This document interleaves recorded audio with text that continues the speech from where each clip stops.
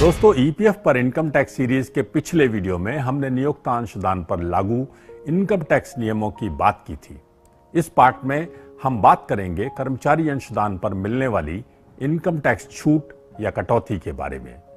दोस्तों, किसी कर्मचारी द्वारा ईपीएफ में किए गए 1.5 लाख रुपए तक के अंशदान पर उसे आयकर अधिनियम की धारा 80C के तहत डिडक्शन मिलता है, यानी इस अंशदान को वह अपनी आय से घटाकर आयकर की गणना कर सकता है।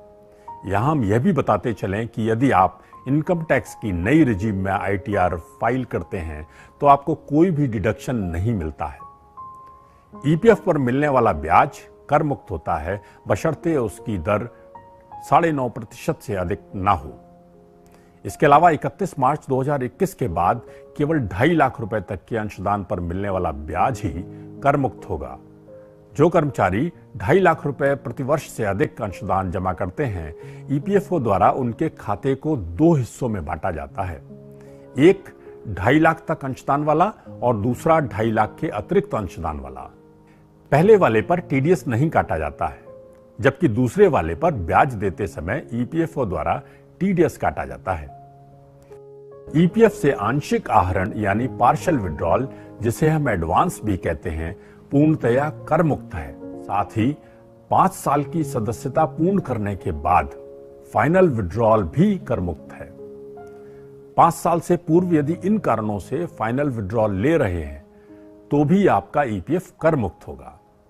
नंबर 1, जिस प्रोजेक्ट में आप एम्प्लॉयड है वह पूर्ण हो गया है, इसलिए आपकी जॉब समाप्त हुई है। नंबर 2, नियोक्ता द्वारा प्रतिष्ठान बंद कर दिया गया है।